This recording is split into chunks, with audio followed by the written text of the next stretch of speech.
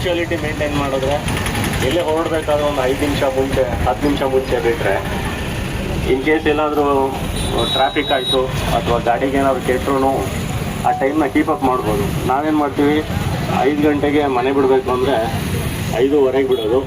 ಅಲ್ಲಿ ಟೈಮ್ನ ಕವರ್ ಮಾಡೋಕ್ಕೆ ಓವರ್ ಸ್ಪೀಡಾಗಿ ಹೋಗ್ಬೋದು. ನಾನೊಬ್ಬನೇ ಸ್ಪೀಡಲ್ಲಿ ಇರ್ತೀನಿ ಅಥವಾ ನನಗೆ ಮಾತ್ರ ಅರ್ಜೆನ್ಸಿ ಇರುತ್ತೆ, ಎಲ್ಲರಿಗೂ ಅರ್ಜೆನ್ಸಿ ಇರುತ್ತೆ. ಸೊ ಎಲ್ಲರೂ ನುಗ್ತಿರ್ತಾರೆ. ಅವಾಗೇನಾಗುತ್ತೆ, ಮತ್ತು ಆ್ಯಸ್ ಇಟ್ ಈಸ್ ಆಕ್ಸಿಡೆಂಟ್ ಆಗುತ್ತೆ. Same old story.